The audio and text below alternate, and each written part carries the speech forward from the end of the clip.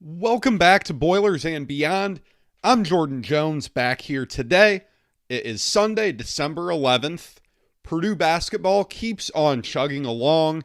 Meanwhile, the Purdue football coaching search has fans in a frenzy as they anticipate who the next Purdue head coach will be. There is plenty to talk about today, including the fallout from Jeff Brom's decision to leave Purdue and head down south to Louisville. I'll add the disclaimer here real quick. It's Sunday night, just before 8 o'clock as I'm starting to record this. Any coaching search discussion that I have here could be completely irrelevant by the time you listen to this. There could be more news around the program for bowl prep, any of that. I'm just going off what I have right now. And because of that, things are moving really quickly. A lot of moving parts. You'll want to follow on Twitter at Boilers Beyond. I'll be there trying to keep up with everything I see, getting it out to you guys as soon as I see it. So you're going to want to follow at Boilers Beyond if you don't already. And be sure to subscribe. I would anticipate that this week Purdue does hire a coach. So sometime during the week, there will be a podcast to talk about who Purdue hires as its new head coach. So be sure to subscribe so that you don't miss that. But I did want to get started with some basketball discussion today because, for the most part, we've been pretty football heavy here lately. And there's been so much football stuff to talk about. I did want to talk about basketball first, though. Purdue went on the road on Saturday for their first Big Ten road game and got a win. It was not pretty. Purdue 65, Nebraska 62 in overtime allowed Purdue to remain undefeated.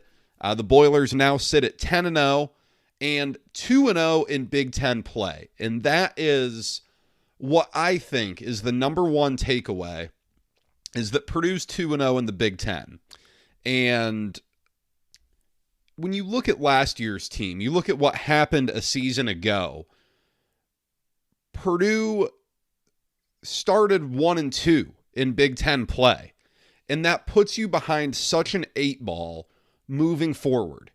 I remember thinking that after Purdue lost to Wisconsin in early January to fall to 1-2. And you just knew at that point that trying to climb out of it is going to be really difficult.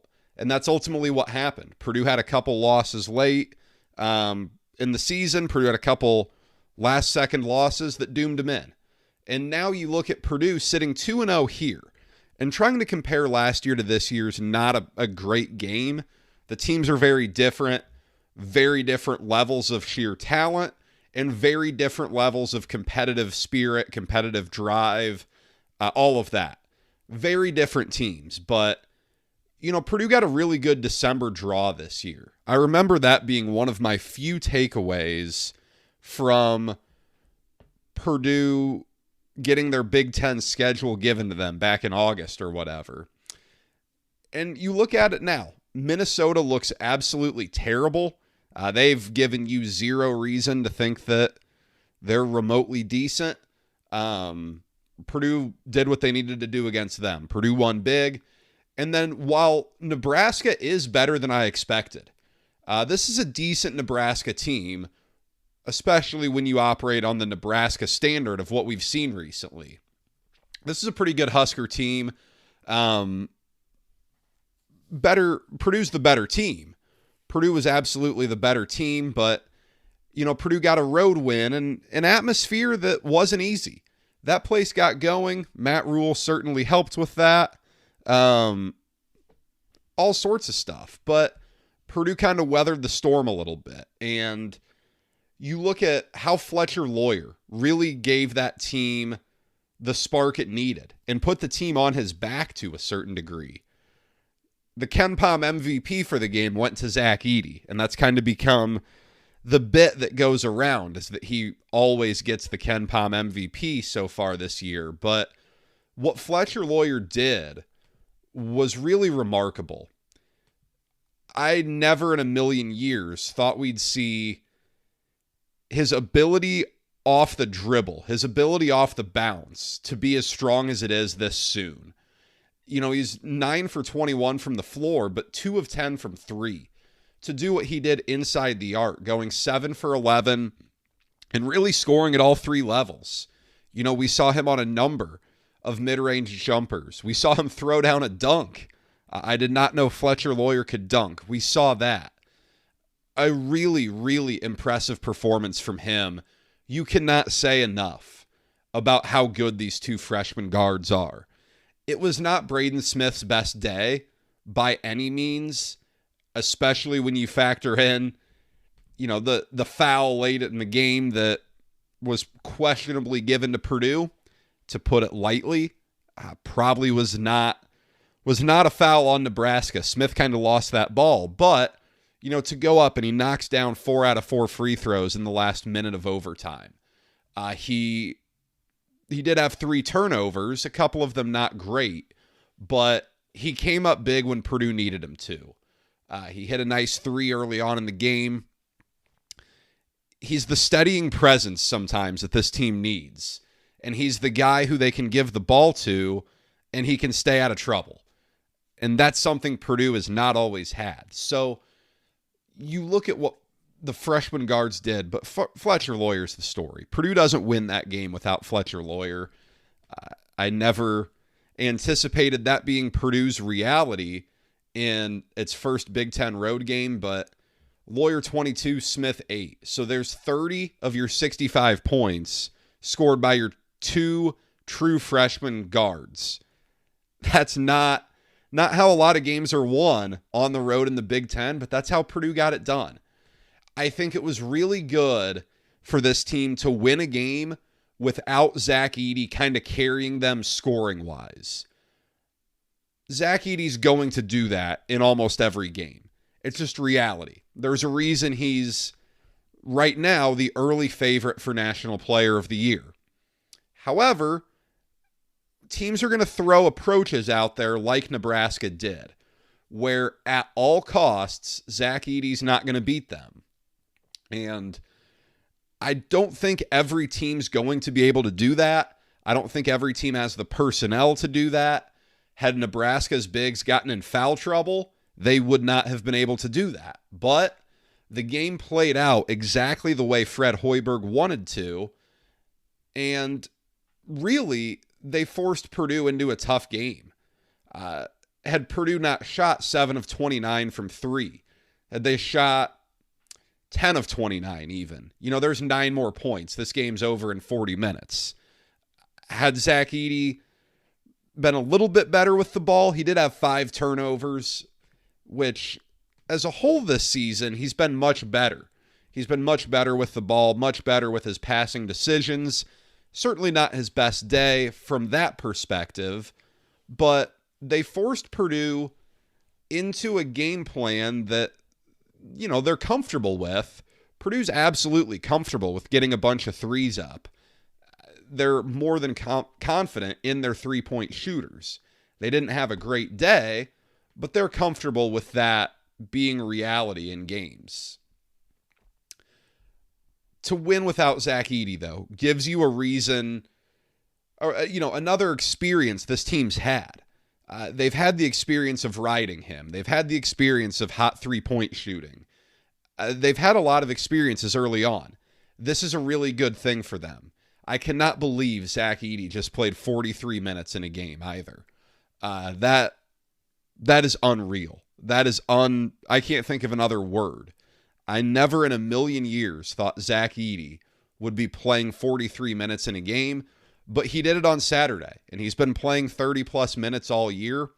The conditioning there is quite impressive because there really isn't some massive drop-off either. He wasn't scoring great, no. He finished the game with just 11 points, but on 5 of 7 from the field, had 17 rebounds and 7 blocks. I mean, the guy was still productive as can be, given his realities on the offensive end. Another good day for him, albeit a very different day. I do think Purdue's very ready to get Mason Gillis back. Late in that game, especially in most of the second half, at least down the stretch of the second half, Purdue had 4 guards out there quite a bit, with Smith, Lawyer, Morton, and Newman. That was kind of your 4 for overtime. David Jenkins played a little bit more as well. But Purdue had to go a little bit smaller to counter to what Nebraska had, especially with Trey Kaufman-Wren and Caleb First, each being a little bit slower than what Purdue would have at the 4 with Mason Gillis. That lineup configuration is a big reason why Nebraska had 19 offensive rebounds. They had a bunch of them down the stretch. They had all sorts of second and third and fourth chances late in the game.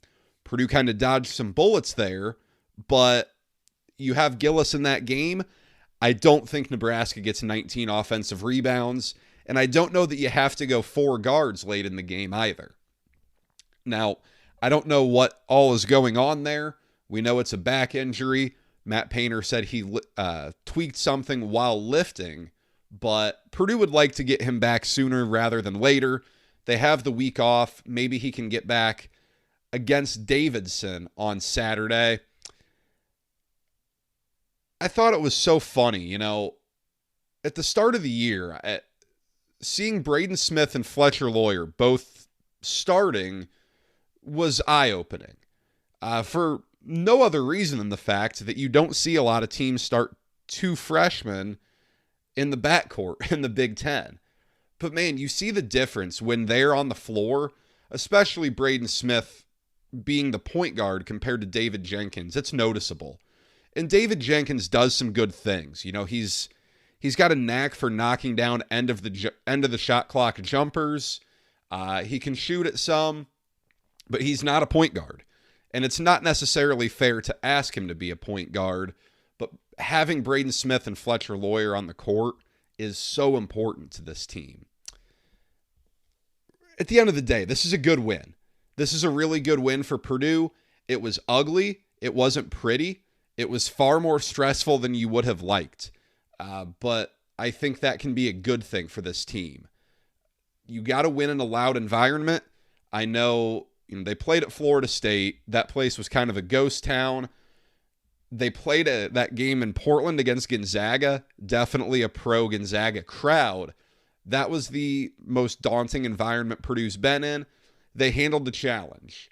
And now they go into finals week at 10-0. Davidson's no guarantee. Purdue will be heavily favored in that game.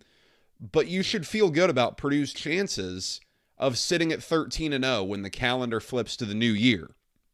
Davidson's going to be a game Purdue has to show up and play decent to win. New Orleans and FAMU to end the year are both beyond terrible.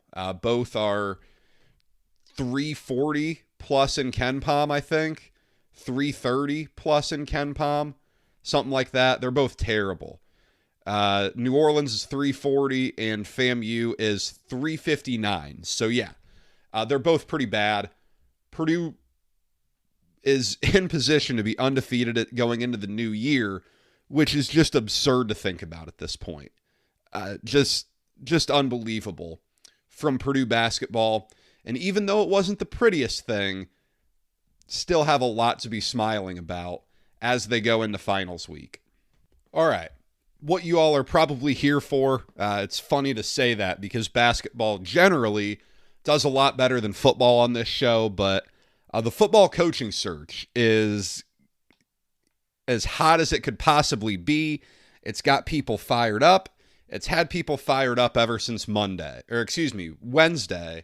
when Jeff Brom officially took the Louisville job. We talked about that. Mike Babinski's had a press conference since then. I thought he handled that press conference quite well. A lot of gratitude to Jeff Brom for the job he did in West Lafayette. A lot of optimism about the future, and that's certainly what you want to hear. It was a lot different of a press conference than in 2016 when the question was asked, why should someone want to take the Purdue job? The vibe has changed quite a bit since that time, to say the least. But, to this point, it's been fairly quiet. And Mike Babinski said that this was going to be a buttoned up process. He was not going to let information get out. He didn't want things to leak. And of course, you don't want things to leak. You lose all leverage with potential candidates when things start to leak. One thing that did leak is that Purdue seemingly got a no from Georgia offensive coordinator Todd Monken. The point was brought up that he wanted to stay with the Dogs through the college football playoff. They're the favorite to go win it for the second straight year.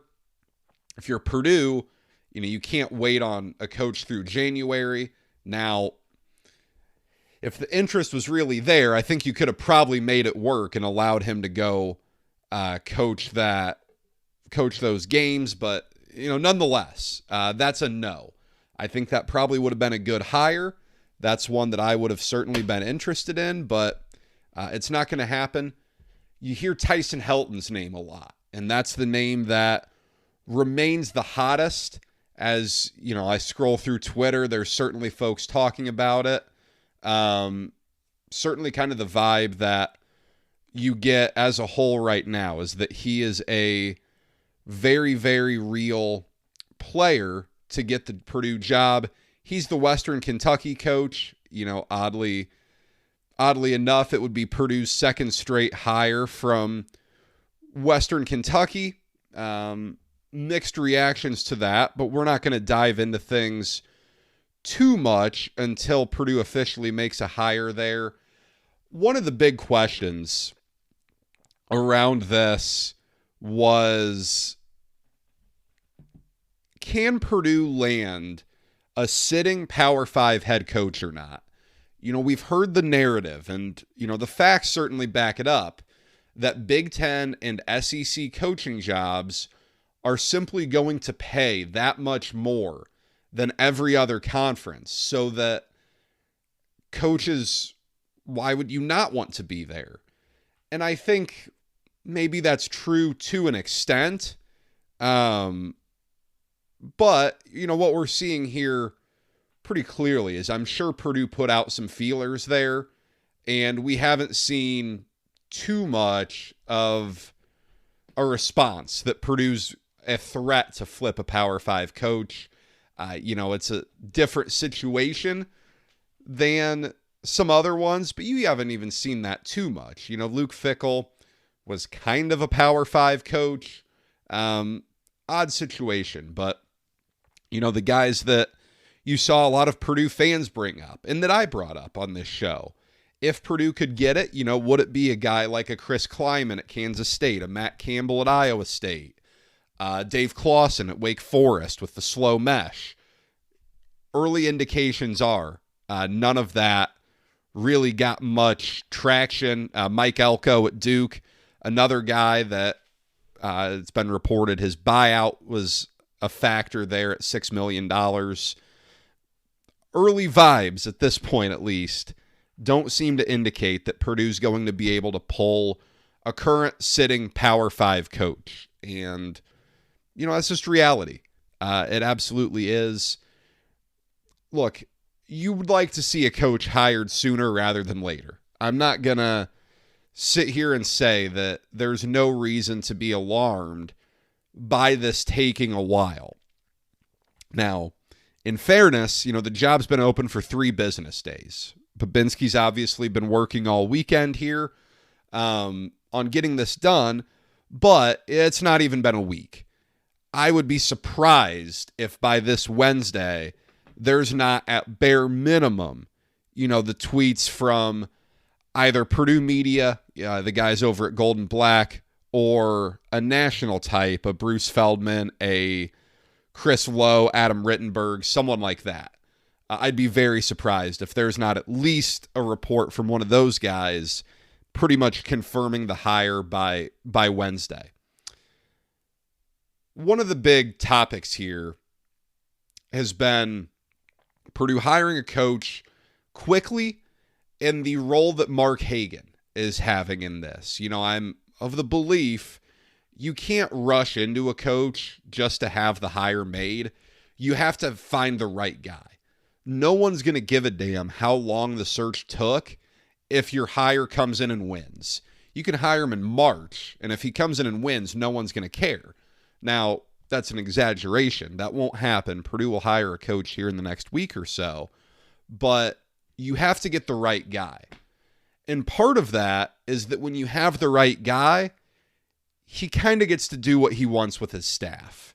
And the big conversation is around Mark Hagan, Purdue's defensive line coach, someone who Jeff Brom really wants to follow him to Louisville, and Purdue really wants to keep. Mike Babinski had great things to say about Mark Hagan in his press conference, certainly said that he would love to see Mark Hagan on the next staff, and Mark Hagan brings great value for two reasons here. Number one, he's a fantastic defensive line coach. You look at some of the names he's developed at Purdue, from 2000 to 2010. Guys like Aiken Yodell, Cliff Averill, Anthony Spencer, Anthony Haygood was pretty good. Ryan Kerrigan wasn't half bad. Some really good names on there. Ray Edwards was excellent at Purdue. And then you look at, since he's been back, George Karlaftis, DeMarcus Mitchell were really good. This year's group didn't have the star power, but you can see the guys in the making. And he's an excellent recruiter, particularly of the Indianapolis area, an area that is crucial to Purdue's success and an area where they haven't always had a lot of success recruiting. He's done an excellent job at helping Purdue grow that area. Now, again, the hard part is Purdue would love to keep him, and by all means, it makes sense to keep him. But how do you necessarily keep him from going when you're competing with a coach to be named later, more or less? I don't know. I don't know how this will work, but getting the right head coach is more important than keeping Mark Hagan. And I say that as he's the most valuable position coach you could probably possibly have, but you have to get the right head coach. Mark Hagan is a secondary priority at this point to getting the right guy in there. A couple football thoughts here as we sit here today. It is Sunday night. I think this bowl game could be a complete mess for Purdue. I don't like to say that, and, for those keeping track at home, I kind of said that last year too, and it simply wasn't. Purdue came out and played excellent and won. Today, Corey Trice officially opted out of the bowl game, so that means Purdue's down to 5 guys they feel comfortable playing at defensive back without their top corner. That's not a good thing, and we don't know that he's the last opt-out. What about a guy like Charlie Jones? A guy who has played through a lot of injuries this year, a guy who really hasn't been healthy since Penn State. What does he decide to do? How about Jalen Graham? He's a guy I think could be a draft pick. Kind of in that same boat as Corey Trice, a guy who I expect to be drafted. What does he decide to do? Some of the talk about Brian Brom being named the interim head coach, and of course we don't know facts about this, but some of the speculation was that naming Brian Brom the interim coach was to convince Aiden O'Connell to play in the bowl game, as well as Charlie Jones. But, will it be enough to have Brian Brom there, especially if Charlie Jones decides not to play? I don't know. Obviously, if Aiden O'Connell doesn't play, this is going to be an interesting one for Purdue, to say the least. Does Purdue lose more players to the transfer portal before this? It's not impossible to think. They already lost one starter in Spencer Holstedge. Could they lose more? Absolutely. This isn't a problem at just Purdue, by the way. And it's not just a problem at programs who lost their head coach.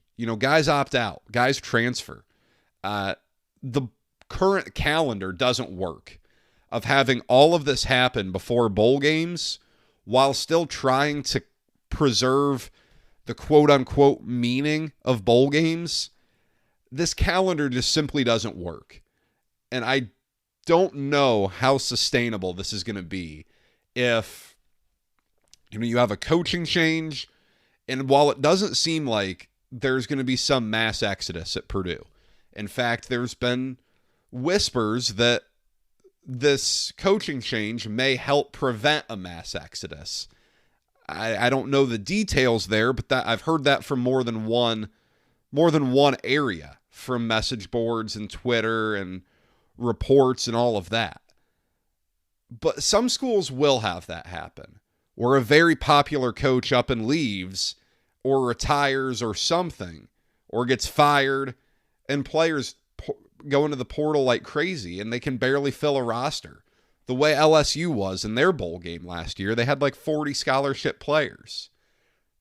I don't know how much longer this can really keep going, but this bowl game is going to be quite interesting to see how Purdue can piece this together, especially with some grad assistants, filling in as legitimate coaches on game day.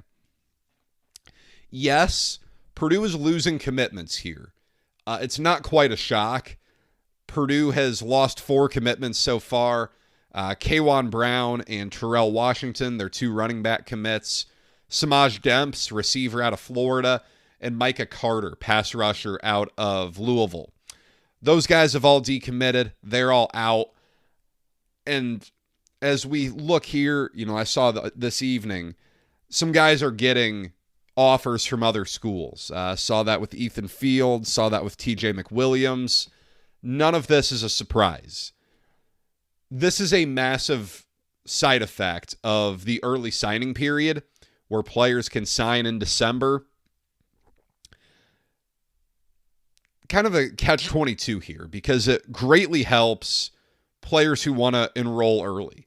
It just makes that process a lot easier. Guys who want to get to campus for the spring semester. But what it doesn't help with is situations like this, where an interim staff has to go recruit, and the new staff has a week or two to go visit these guys and try to keep them committed. In full transparency, if Purdue only loses these 4, I'd be pretty surprised. I would assume there's going to be more coming. I don't know that they're all going to flip to Louisville the way Micah Carter did, and he's a Kentucky guy. That's not a surprise at all. But just in general, I wouldn't be surprised if Purdue loses some more guys to the portal here. There's been some real upset nature of Purdue fans about Brian Brom, Chris Barkley, Garrick McGee, and Ron English all pretty much being confirmed to follow Jeff Brom to Louisville. Not positive on Dale Williams, and the jury's still out on Mark Hagan. Look, this is normal. This isn't something surprising. This isn't something where Jeff Brom's going scorched earth trying to pillage Purdue on his way out. That's not reality here. Look, a new coach is going to want to bring in his own staff to begin with, and those assistants are closer tied to Brom than they are the school. That's not surprising at all. I've seen a lot of folks upset about that. That's not really the thing that I think folks should be upset about. Purdue hasn't really had a coach leave for another job in a while, so it's not the end of the world that people are upset about it, but I would just say that's not the thing to be upset about. Not that there really is much. This is a situation Purdue was not going to be able to avoid, but the assistant coach is leaving. That's simply just part of the game here. All right, I did want to get in a few questions here. I tweeted out today for some Q&A. I didn't give you all too much notice, but a couple of basketball questions to get us started here. One of our longtime listeners tweeted, "Most of us used to feel nervous with Purdue being up by 10 to 15 points. This group has given me a sense of belief and trust that they'll get it done. Do you feel a difference now versus previous teams? And do you think these freshmen have what it takes to go to a Final Four?"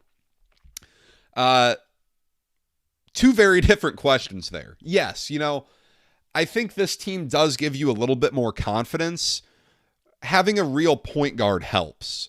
And having a point guard like Braden Smith who can create off the bounce, who can go into the lane and find open guys, it adds a new dimension to Purdue's offense that it really hasn't had too much. I think having, Purdue has a lot of really solid players. Purdue has done some really good stuff. You've seen a lot of nice action where Edey catches the ball high and there's guys cutting to the basket. Braden Smith's floor vision in general, to make difficult passes, and the way Purdue's handled the press just marvelously as a whole this season. Zach Edey's dominance, the way Zach Edey rebounds. He's quickly becoming the best rebounder in the country. And Purdue's 7-footers have never been that. Caleb Swanigan was, but Purdue's 7-footers have never been that. Zach Edey is becoming that. So, yeah, I absolutely think that feel a little bit more confident with this team with leads. But with that being said, they did just blow a 14-point lead. They didn't lose the game, but they lost a 14-point lead because Casey Tominaga just went absolutely ballistic. That was something else. But, I think as a whole, there's more to be confident with. Now, do I think these freshmen have what it takes to go to a Final Four? That's probably putting the cart before the horse a little bit here. Winning 4 games in a row like that is really hard to do, as Purdue fans are well aware. I'd like to see this team continue growing, continue to show that they can shoot threes at a really high level. I think that's pretty important. Having Zach Edey is great, and his improvement on the defensive end is quite noticeable. He's become much more of a rim protector than he ever has been. He hasn't been exposed in ball screens as much as he has been in previous years. So a lot of that is positive, but a Final Four, that's a stretch right now. But look, I believe in these guys. I believe in this freshman group quite a bit. Anything is possible there. Another question about basketball before we get into football. Did Nebraska show other teams a recipe for slowing down Purdue's offense by the way they guarded Edey, or did we just have a poor day shooting the three? Kind of both here. This is something that other teams are going to try to do. I remember when teams were trying to do this to Isaac Haas a couple of years ago. I guess that's 5 years ago. I'm getting old. But I remember that game at Iowa when Iowa was double teaming Isaac Haas before he even touched the ball. And Purdue hit like 23 pointers and just ran Iowa off the floor. Purdue was up like 30-something at halftime. If Purdue has a shooting day like that, then you can't do that to Zach Edey. But if Purdue is going to shoot, 7 of 29 from 3? Yeah, I mean, if Purdue's going to miss, 3/4 of their threes, then absolutely that's a blueprint. Now, how often does David Jenkins go 1 of 5 and Brandon Newman go 1 of 4 and Fletcher Lawyer go 2 of 10? Probably not all that often, but Purdue's got to shoot the ball better to avoid that strategy from becoming what they see in every game and making this a big issue. If they knock down threes at a high level, you can't do what Nebraska did and devote 2 guys to Zach Edey pretty much at all times. A few football questions here. If you were in charge, would you have Brian Brohm coach the Citrus Bowl game? Look, I don't know what went on behind the scenes. Obviously, the rumors of Aiden O'Connell being attached to Brian Brohm in terms of playing in the game probably make a difference. Just from a pure hope to not get embarrassed perspective, I don't see any way Purdue's competitive without Aiden O'Connell, and it might be a stretch to think they're going to be competitive with him. So, yes and no. I mean, what's the alternative? You make Mark Hagan the interim, but you're still having this same conversation about will he or won't he go to Louisville. You can't guarantee much when when there's no head coach to hire people. It's really quite a difficult scenario. I think at bare minimum, you avoid the sheer awkwardness of the Brom name and all of the conversation down in Louisville.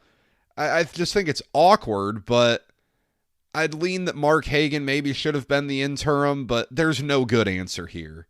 This is not an easy situation for Purdue at all, especially as they get ready to go play to go play LSU. This is a big difference from, Purdue playing in the Pizza Bowl or something, but, you quickly get bad flashbacks to I guess it was New Year's Day of 2013, Purdue, Oklahoma State in the heart of Dallas Bowl. You don't want that to happen, but man, you get the bad feeling that it will. Do I think Purdue will attempt to bring in Urban Meyer? No. I don't know that Urban Meyer is all that hireable in college right now. Now, I think someone will eventually hire him. It won't be Purdue. Purdue's an awfully risk-averse place. That won't happen. And finally, who is my top candidate for the head coaching job? Tough question to ask because I really don't know what the conversations have been like. I don't know who's all said no to this job.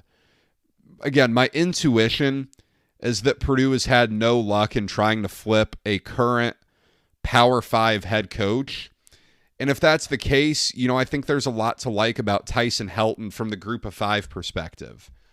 Some of the outside the box guys, guys who aren't coaching right now or a coordinator, there's a lot to be hesitant about when you make a coordinator your head coach. I thought Garrett Riley's an interesting name, but I have no reason to believe, whether Purdue's reached out to him or whether he's interested.